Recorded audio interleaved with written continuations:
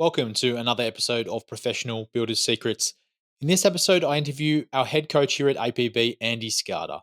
Every month, Andy shares a series of wins from some of our best performing business coaching clients. I went ahead and analyzed all the wins from 2025 and cherry picked 5 trends that illustrate what is separating the high achieving builders from the rest. If you've ever wondered what actually moves the needle for growing residential builders, this episode will show you exactly where the breakthroughs are happening. This episode of Professional Builders Secrets is brought to you by Apparatus Contractor Services. Apparatus provides full scope, end-to-end QuickBooks precision construction accounting and CFO services for residential builders. If you feel like you can't completely trust your weekly and monthly financial reports, or you feel like you're flying blind, Apparatus will rebuild and operate your QuickBooks accounting system and give you precision construction accounting capability you can trust. Learn more at apparatusteam.com or on the APB Rewards partner directory. All of the knowledge that you have in your head is useless if it doesn't get converted into action. Most builders believe that the way they're going to grow is by working more. They can often end up building less homes and make more money purely because they've pushed the margin up. I genuinely feel pain and sorrow sometimes when I look at how hard many builders work for very little return. Your business can only scale to the level of your capacity.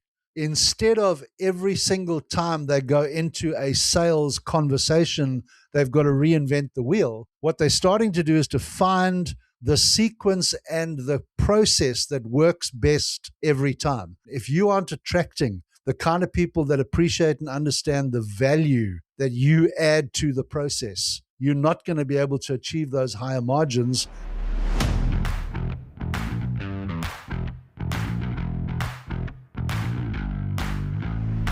Welcome to Professional Builders Secrets, the podcast for building company owners wanting to grow safely and securely. I'm your host, Will Blunt, and today I'm joined by Andy Skarda, our head coach here at APB. Andy, welcome to the show. Thank you, Will. Nice to be here. Thank you for having me. For a bit of context, what we're going to talk about today is big takeaways from our builder wins throughout the year. Now, our builder wins, every month we have a team meeting. We get together the whole team at APB across all of our geographies. And your section for that meeting is to give some updates from all the coaches and the wins they are having with their building company clients. And so what I've done is I've taken all of those wins from the whole year and done an analysis to find the 5 most consistent trends across all of those wins. Cool. And that's where we are here today. Awesome.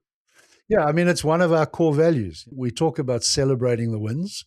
For people that don't know, people that are in our business coaching cohort and our elite mentoring cohort, we have a group mastermind session once a month. And I share those wins again with everybody so that there's some peer review, peer accountability, and most importantly, some degree of education, but mainly to encourage people that, people are making progress, and it's easy when you're in the trenches and you're just dealing with all the brown smelly stuff that comes at you in our industry to lose sight of those wins, So I'm glad you've chosen to do this. I think it's a great thing, just even on the podcast, to kind of pause for a bit and look at what are those wins and how did they happen. So well done, Will. I think the wins themselves are nice, and it gives recognition to the builders who will need to keep anonymous today just for Sure. because they're behind the scenes wins. But what's the takeaway for anyone listening today that isn't involved in this process? What can they learn from these wins? A couple of things. One, we do not have a single builder anywhere in the world in coaching or elite mentoring who is a superhero. There are some people that are special, and there's some people that are really committed. And the fundamental thing that I'd like people to hear today is, one, implementation above all else. All of the knowledge that you have in your head is useless if it doesn't get converted into action and actually get out into the universe and do something for you. So that's number one. And number two is, although we're not going to talk about individual people, every one of the win stories that you found came from somebody who's exactly like somebody who's listening to this podcast. And the only difference potentially would be that one, they got themselves into a coaching or mentoring program where they could be guided and learn the stuff they needed to learn, which shows a level of humility to start with. I don't know everything, I need help. And then, secondly, as I say, the most important thing, they did it. They actually implemented what their coach shared with them, what the action plans taught them. And the results they've got is because they did it. Humility and action. Is Yeah. that the Yeah. two There we go. criteria? Maybe we can invent a word, humaction Action. or actuality. We could come up with something there that would stick. Might need to workshop that one. Okay. All right. Well, let's dive into the meat then, Andy. The first trend that came out is summarized as builders transform once they implement pricing for profit and fix their margins. Talk to me about what that means to you and whether or not that's representative across the group of coaching clients that we see. Look, it is probably the fundamental situation. If you look at profitability in particular, I always refer to it as the fuel for growth or the fuel for scaling, because at the end of the day, you cannot fund growth and scalability if you have no money. And really, what we're saying with margins is across the board, pretty much universally, 95, maybe 96% of people that come to the APB and pretty much those that come into coaching are not making enough money out of the work that they're doing. And, if you look at our mission statement is to improve the global construction industry for builders and their clients. And the reason we have that as our mission is that we've seen that builders generally don't get paid enough for what they do. Equally, clients don't get the best experience that they could have. But those two are interlinked. On the negative side, if you are not making enough money, you cannot provide a world-class service. And secondly, from the client side, if all you're doing is looking for the cheapest price all the time and beating the builder down, well, then you can't expect a great level of service yourself because you're not prepared to pay for it. So margin is critically important. And I mean, there's all of the controversy and the confusion in a lot of builders' minds about the difference between markup and margin, in that even some of them that are trying to achieve the margin that they should be end up achieving significantly less than that. And the bottom line is you cannot grow out of a place of lack. You have to have the money to be able to reinvest into your business. And only once you do that will you actually start to see things improve. I'm not 100% certain what the other wins we're going to talk about are, but they really, most of them require a level of investment of both time and money. You don't have enough margin coming in. You don't have the money to be able to reinvest into your business in order to grow or scale. In terms of where that comes from, there's really four fundamental pieces. We obviously want our builders to have a strategic plan, and built into that strategic plan would be that they start to apply our pricing for profit protocol, which essentially means that they're not just marking up a contract for the contract to make a profit. They're actually marking it up in a way that includes some of the fixed expense overheads of the business so that the business as a whole makes a profit rather than just that particular job. Once they've made the profit, they've got to track it correctly. And that's where WIPA, the work in progress accounting adjustment, comes into play, because now they're getting the data that's actually showing them whether or not their business is profitable. And if they bring those two things together, get their construction slots laid out and know what the year looks like, all of a sudden there's some scarcity and urgency in their selling process. All of a sudden they start to get those better contracts at better margins. The other thing on this, which is really interesting, is that most builders believe that the way they're going to grow is by working more. And in fact, what we find often is that once builders understand how powerful margin is, they can often end up building less homes and make more money purely because they've pushed the margin up. Now, I'm just thinking about, you talk about the win stories. We've got a particular client who was very nervous about pushing up the price of what he was offering people because he was in a highly competitive market. Now, part of what we did there, which is maybe outside the ambit of this part of the discussion, was we made sure he was talking to the right people first. But once he got that right, what he found was because he was talking to the right people, they were prepared to pay that little bit extra to get more.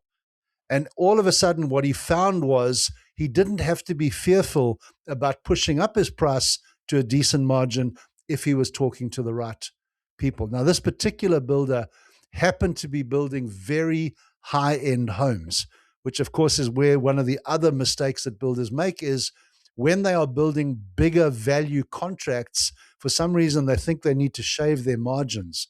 There's a bit of guilt in there. There's a bit of concern about, wow, that's a lot of money. What they forget often, though, is those bigger contracts are more complex, they take longer, and therefore you need that additional margin to counter those things and then to make sure that you actually make some money.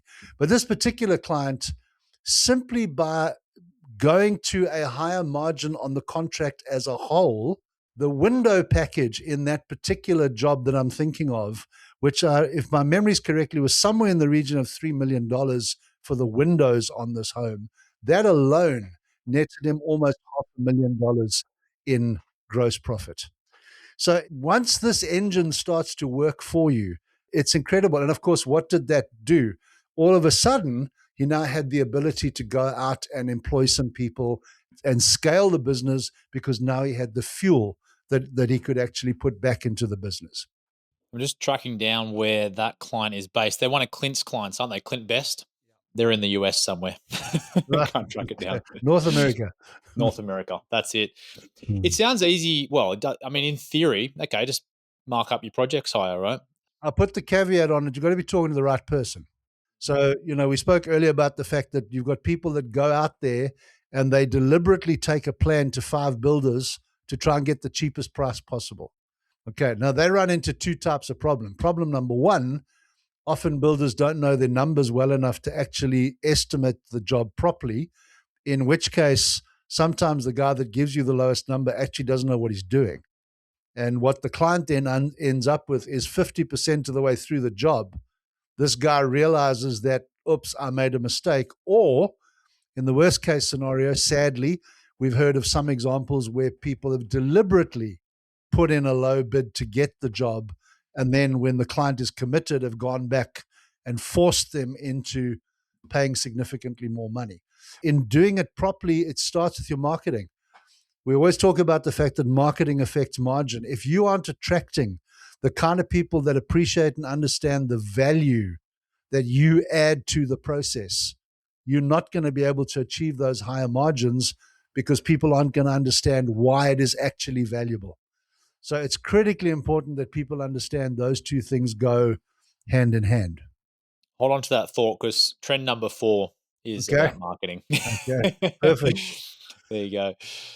Utah, that builder was from. Okay. Right. Well, there we go. Trend number 2, hiring, delegation, and removing bottlenecks unlocks massive growth. Talk to me about your thoughts on that. I genuinely feel pain and sorrow sometimes when I look at how hard many, many builders work for very little return. And I mean, I've said it often on this podcast. Very few builders get into this industry to run a business. Most builders get into building because they love building. They want to create beautiful homes.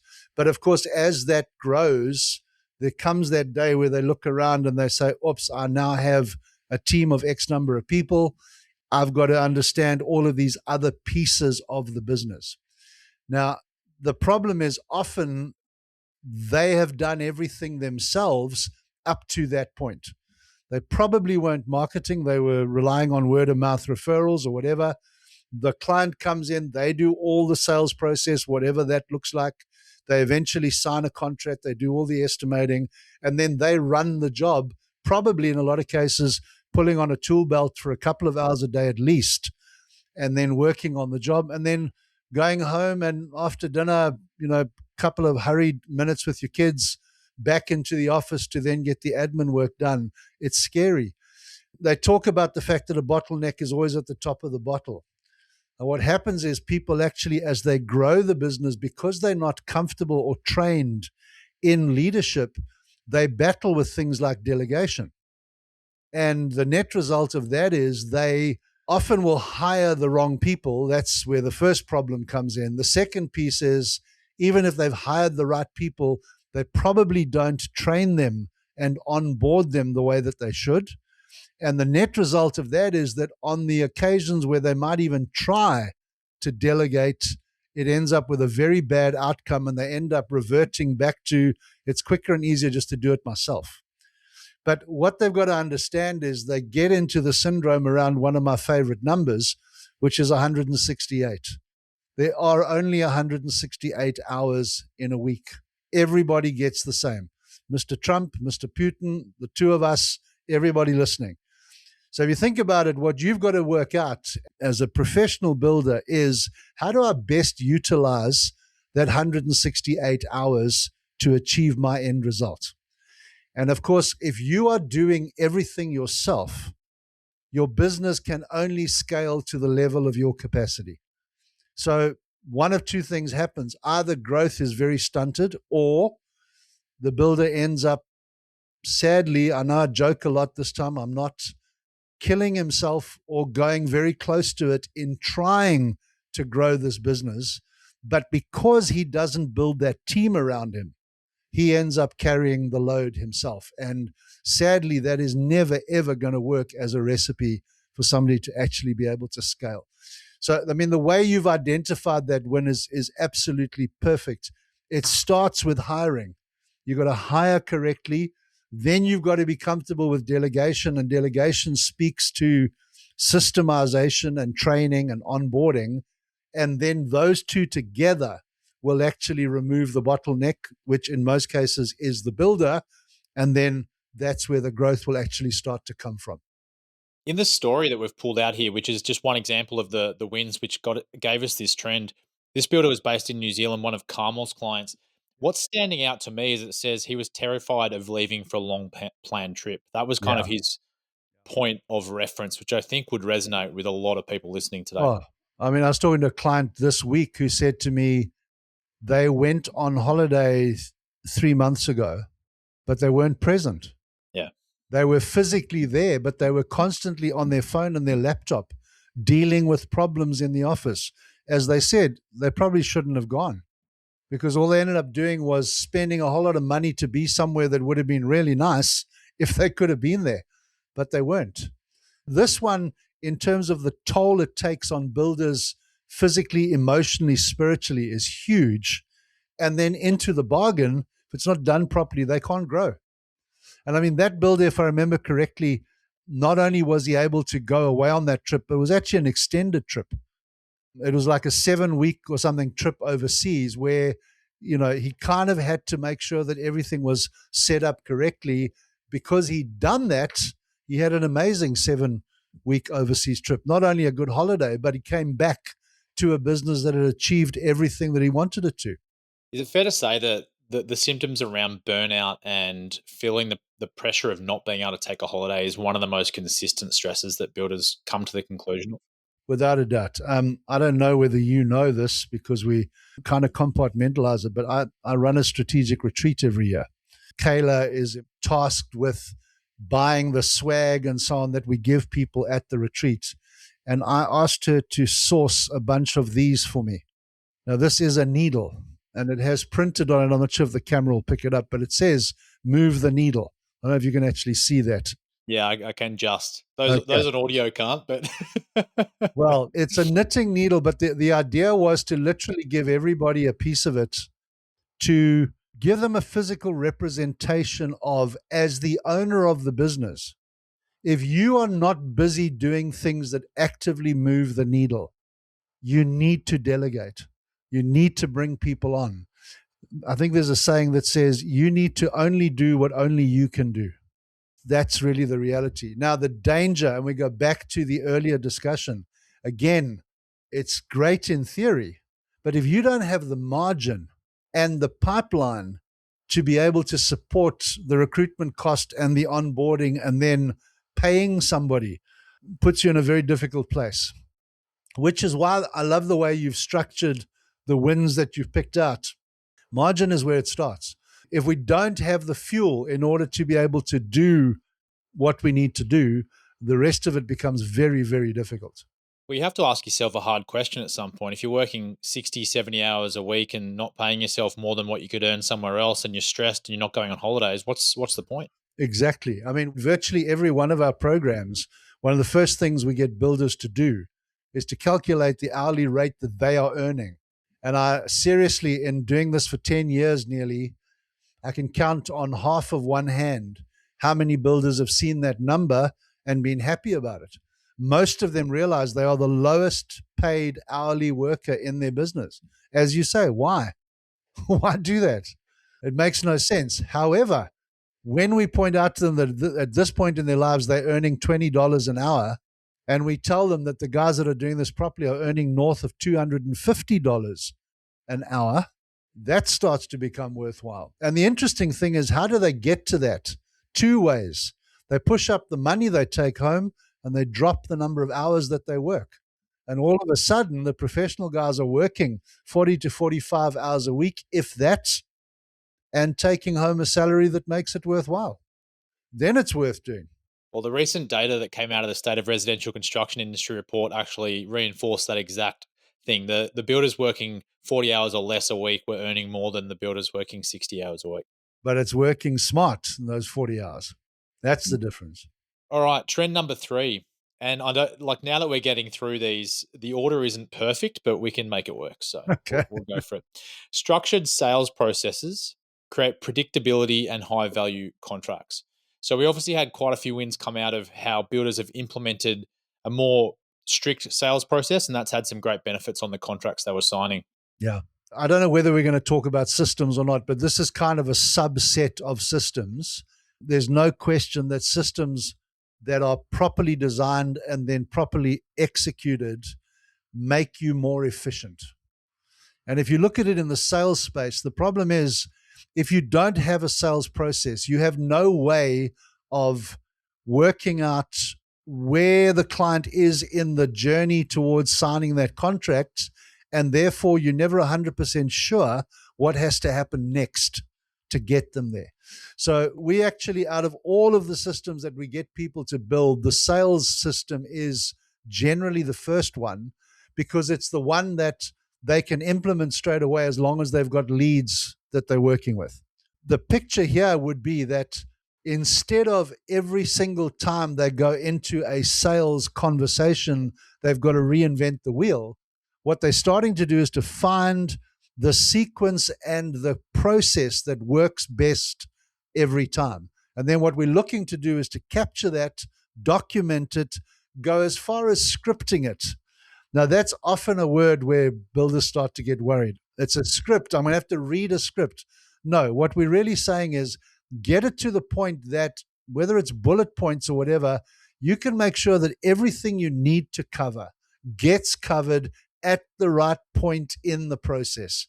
We don't skip steps. We don't drop them. We do what we know works. And if they can literally repeat the process, two things happen.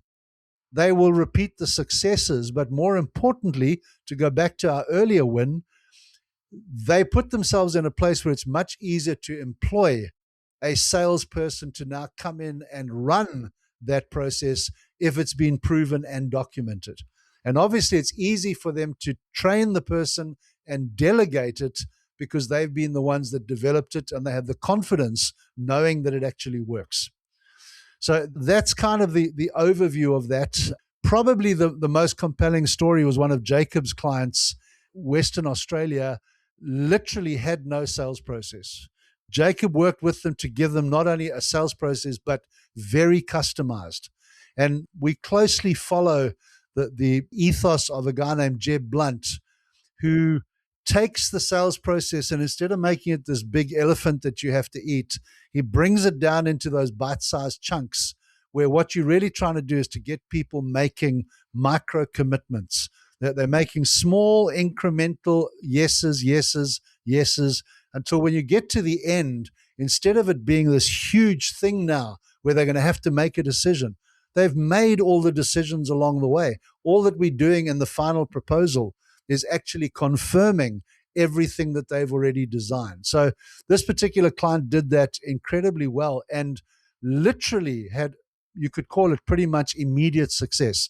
I think in their first run out of the new process, they secured a 1.6 million dollar contract literally after one meeting, which put them in the place where literally everything else could happen via the emails that they had designed or the phone calls that they designed, which were scripted. Theirs is probably the most extreme story, but there are versions of that in every one of our builders that has got the APB sales blueprint implemented. You're going to hear pretty much the same story out of all of them. And I will say to you that for a lot of builders, particularly the guys that have been intrinsically involved in the sales in their business, it's a hard one for them to let go of because it's so critically important. But again, it comes back to having the leadership fortitude to be able to put the system together, develop it so that you know that it works, and then that gives you the confidence to train and delegate, and then obviously it can go from there. Well, even if you are doing the sales calls yourself, if that's something that you are still owning as the building company owner, there's going to be great benefits from documenting a Of course. process like this. Of Yeah. course. And it's very easy if you want to add administrative help. You know, in other words, you'll keep the client contact going, but you can bring somebody in to help you get the emails done and the administrative side of things very easily because the process is now completely laid out. And what most builders find is that in the early days, yes, it's a script and they probably have it somewhere that they can follow it quite closely.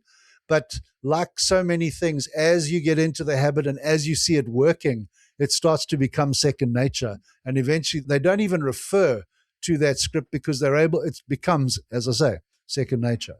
One thing you didn't touch on in great detail is the qualification process. And through all the data we collect in our surveys, but also through the builders that engage in our community, this concept of poor quality leads or leads wasting my time or wasting my time with tire kickers, this kind of idea comes through a lot where builders feel like they're not speaking to the right people. And this kind of solves that as well, doesn't it? Oh, absolutely. And, you know, that's kind of it's almost a two-pronged process. We said earlier, you need to be talking to the right people. That's number one. But, you know, most of the people we work with are really nice human beings.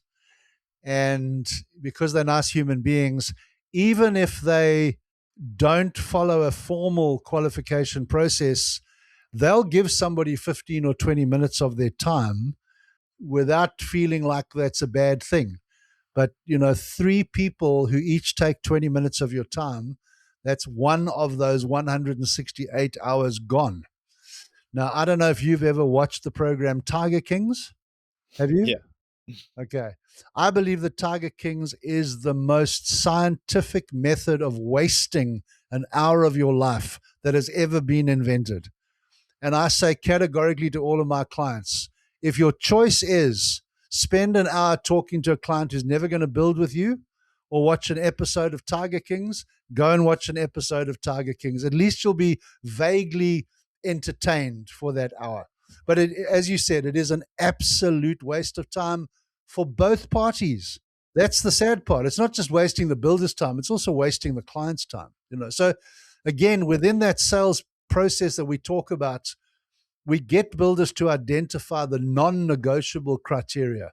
A client must be in my area, must own the land, has built before or not, depending. But to literally sit down and list, if they don't get 7 ticks, I'm not going to speak to them any further. I'm not taking them any deeper. There's nothing worse than spending, as some builders do, months putting together a proposal and then find out that the person was never, ever a prospect actually anyway.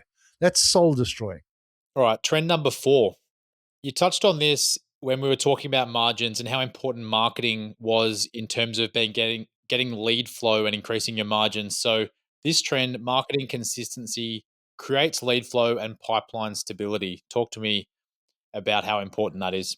This feels very hypocritical for me to be talking to you about marketing. But anyway, you asked the question, so I'll answer the question this way. It is the most important discipline in a building company.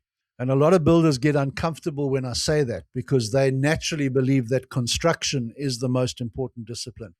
The problem you've got here is that if you don't have people to build for, it doesn't matter how good a builder you are. That talent and ability is absolutely wasted. So, bottom line is if you want to run a successful building company, you have to have leads. If you don't have leads, you definitely won't get sales. No sales equals no revenue. No revenue equals no business. You might have a hobby, but you don't have a business. So the one of the other problems that comes up here always is I don't need to advertise. I rely on word of mouth referrals. Nail my colors to the mast right up front. Referrals are solid gold, the best leads you can get, but they're inconsistent. You have no way of controlling them. So what they do is they force you into a feast or famine cycle. 1 month of the year, your phone rings off the hook, and 9 months of the year, crickets, just nothing going on. So it's why we want builders to bring in a marketing system. We often call it a marketing engine that will deliver leads on command. Now, that's not an easy thing to do. It's easy to say. It's a time consuming and sometimes very frustrating process. But what we're trying to do is to say, we're not saying don't have those referrals and word of mouth leads. Yes, we want them, but we want them to be the cream. We want to be able to scale the business. There's the key here. You cannot scale a business on referrals. You've got to have consistency in those leads. And it's not just do we have enough leads, it's do we have enough leads of the right quality so that they are qualified leads so that we can take them through our sales process. And once a builder gets to that point where he's got his messaging right, he's got the medium right, he knows where his people are, he literally gets to the place that by scaling his budget on his ad spend and his marketing, he can scale the return that he gets back. And because of that, he can, those troughs and dips that come with referrals, he can at least fill those dips up to some extent and make that thing a lot more consistent. Add to the fact that his marketing is aimed at the right people. And now we go back to the first thing you mentioned, which was margin. Because now what is he doing? He's got no guarantee with a referral that it will be somebody that will be prepared to pay for the value that he delivers. But if he is actually catching that fish himself, using the bait that he's designed, et cetera, he's going to know that that person will appreciate what he's got to offer. So it's a win-win on both sides of the discussion. Yeah, I can see why builders are apprehensive with marketing because most of the ones I speak to, and the data tells us that they've spent money on marketing at some point expecting results and not got it, or had, their reality was different to their expectations. And so they're burned by it. They feel like it's a waste of money. Yeah. I have a client who's based in the United States, in Rhode Island. He builds very high-end historic coastal homes and caters to a very, very high-end niche. He decided that he needed a marketing agency, set up a meeting with one of New York's top marketing agencies, and said to me in his coaching session before the meeting, what should I be asking them? I said, you shouldn't be asking them anything. They should be asking you the following questions. And where I actually saw him this morning and I said to him, how did that meeting go? It was an absolute waste of my time. Full of smoke and mirrors. They had all kinds of things, but they did not ask me once about the fundamental things that they need to know in order to generate what I need. So you look, the problem is in that industry, sadly, there's a lot of vanity metrics that float around that people use. It's one of the reasons why we started the APB rewards program, because, there isn't a marketing agency on the face of this earth that will always be the right one. But certainly we work with a variety of them, and a number of them are doing really well for our clients because they understand builders. They understand building. They understand that process, which is a safer way to go, obviously. But, it kind of really comes back to you. You've got to take it the next step. Getting the leads is a little bit like a dog chasing a car. Once he's caught it, what's he going to do with it? And it's the same thing here. A builder needs to understand, in addition to just getting the leads, we need a CRM system. We need to make sure that there are follow-ups that are predetermined, that any lead that comes into the system gets the lead magnet, gets a follow-up email, maybe gets a phone call, depending on who they are. And those things, again, we're back to talking about systems. That they need to happen consistently. And if they do, what happens is nobody falls through the cracks. The win that I think stood out for you on this one was a New Zealand client who didn't have a problem actually with leads. He had a fair amount of leads, but they were lying dormant. They were coming into the system and then just literally sitting there. He works with one of our North American coaches, Leah, and what Leah got him to do was to get the follow-up system and his CRM actually working. And within a ridiculously short space of time, when he started to actually treat those leads the way he should have, he had a pipeline with a potential revenue of $9 million in literally weeks. And the only thing that changed was that he actually started valuing and looking after those leads a lot better. So it's again, we're kind of going back to, it's been interesting. The ones you've picked are variations of the theme being every part of your business needs to be systemized. Yeah, well, they're feeding in together as you're talking about it. I mean, if we go back to the beginning, we had profit and margins, but in order to increase your prices, you need marketing in place. But in order to take your leads and turn them into sales, you need a sales process in place. Yep. And the other one was delegation. So once you've got those systems in place, you can hand them over to someone else. So Yeah. we're going to tie it all together with a nice one. It's not about systems, but it's about leadership.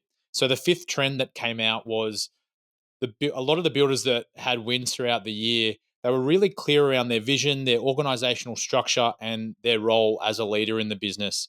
And I know you've just produced a whole bunch of content on leadership, which is something we're leaning into a lot more next year. Talk to me about how this has played out throughout 2025. It's a discipline that generally doesn't get the attention that it deserves, and it's critical.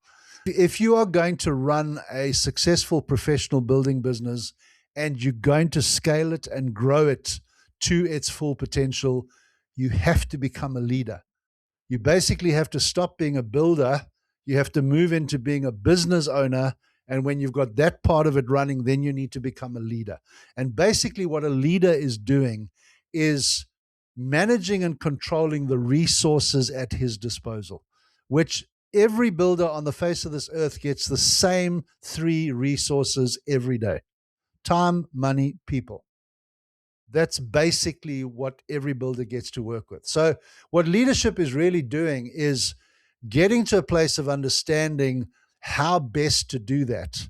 And it comes down to a couple of fundamentals. One, you need to have a clear vision for your life. Why are you doing this?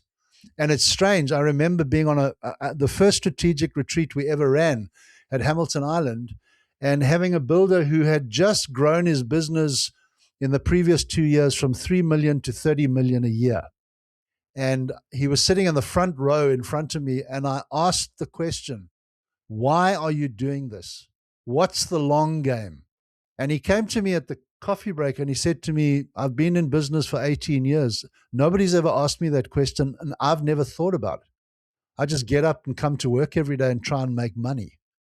And what we had to really get people comfortable with is money's a tool.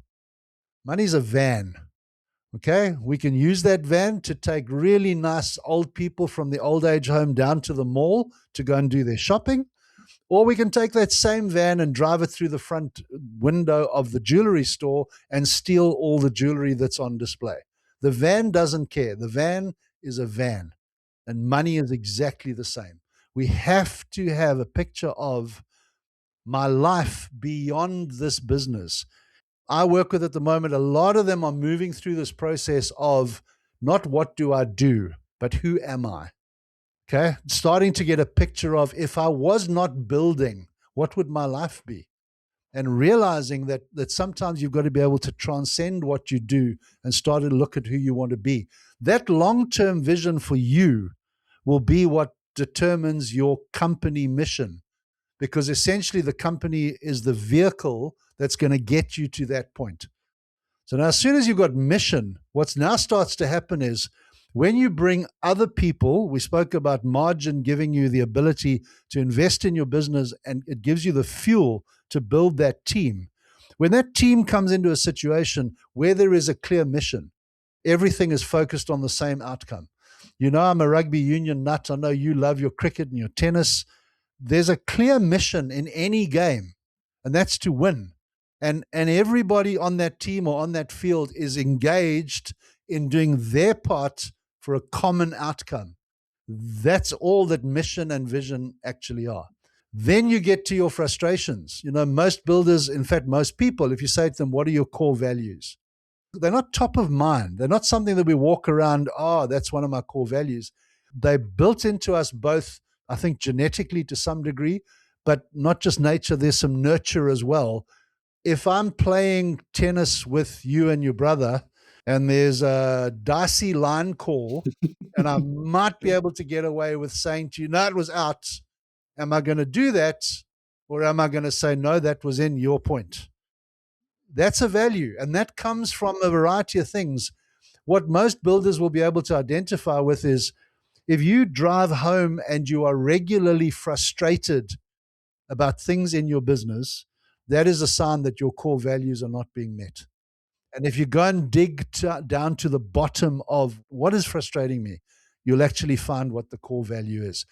Equally, the flip side of that coin, if you drive home some days going, I absolutely love what I do, dig into that one, you'll find core values that are being met.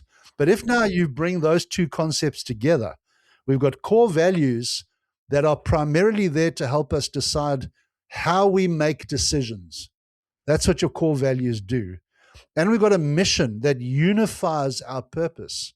All of a sudden, you've got a very, very efficient machine. Now, what you've got to do is bring the technical piece of the leadership, which is bring those people into an organizational structure that delivers the outcome you want. Make sure that that structure is detailed. Make sure that every person's role is clear. Make sure that their KPIs, their job description, their everything is easy for them to access so that they can execute easily. And if you do all of that, you start to see a completely different dimension actually open up. And again, I don't know whether you can quote saucy figures, but I'd be pretty certain that the builders that have got the leadership side of their business sorted are making more money than the guys that haven't. Yeah, there is a stat in there about organizational charts and the builders with them versus without them highly more profitable. Yeah. So I won't quote the exact number because otherwise I'll be making it up. The reality here is there are going to be people listening to us who are exhausted. I mean, they're literally doing everything themselves. And that may partly be because they've just accepted that this is life. This is what running a building business is all about. The good news, I guess, out of this discussion is it doesn't need to be like that. There are people, as you just heard earlier, that went on 7-week overseas trips. The problem is if you don't know what you're trying to get to, you're not able to bring the resources to bear. Carmel works with a client, funny enough, also Western Australia, who was living that nightmare, exhausted, doing all the admin, running the jobs on site, no real vision, didn't understand his numbers, didn't have an organizational structure.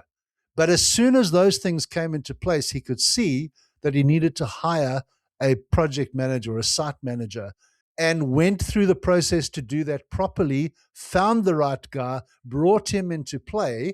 Funnily enough, the outcome that he got almost immediately was he could actually take a holiday, which I think in this case was the first holiday he'd had in 10 years.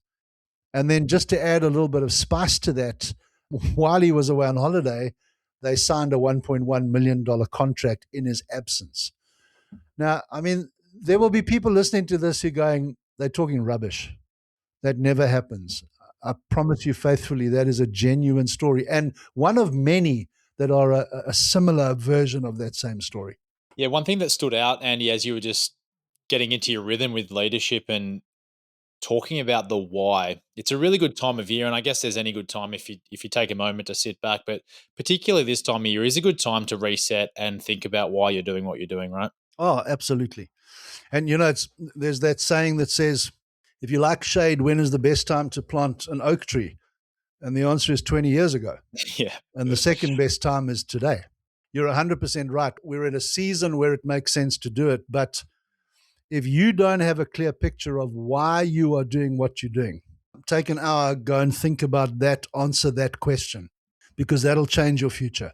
Well, that seems like a good place to end it, Andy.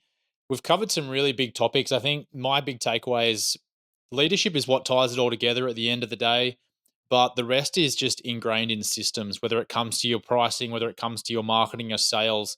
It comes down to having structures and systems in place so that it doesn't rely on you to do everything.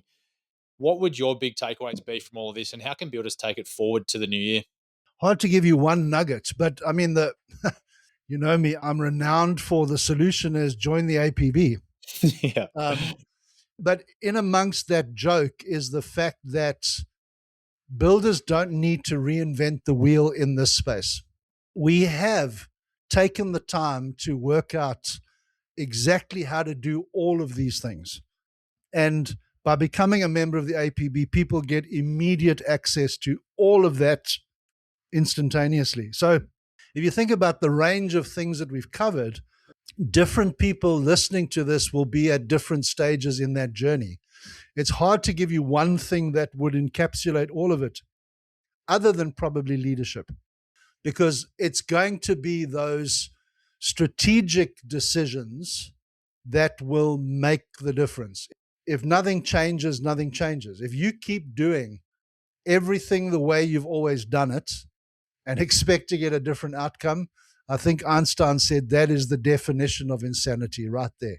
So I guess the nugget would be do something different. If things aren't working out for you now the way you want them to, make a change. And again, in the spirit of this time of the year and so on, I would be saying, of course, we'd love you to come to the APB, but if you can't for some reason, find somebody that can help you walk through these processes that we've discussed and really get to a place where you get your life onto a trajectory that's taking you to that end result that you are looking for.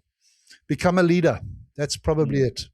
I mean, the greatest place to start, if you are thinking about the APB, though, is the Builders Profit Accelerator, which is our 4-week intensive, which literally goes through all of the critical systems we've spoken about Well, today and gets you set up. I mean, if you yeah. started the new year with that 4 weeks, yeah, you're on the right track. Oh, without a doubt. That would, if nothing else, it would set you up for the best year you've ever had. Yeah. And then from there, you can build obviously to whatever you want. Great. Well, Andy, thanks so much for coming on the podcast today. I've had a lot of fun and there's been lots of nuggets in there, so I appreciate it. Thank you for having me. See you soon. Thanks to our listeners as well, wherever you are in the world. If you like the show today, please subscribe to Professional Builders Secrets on your platform of choice. And if you're feeling generous, leave us a review. But until next time, have a great day.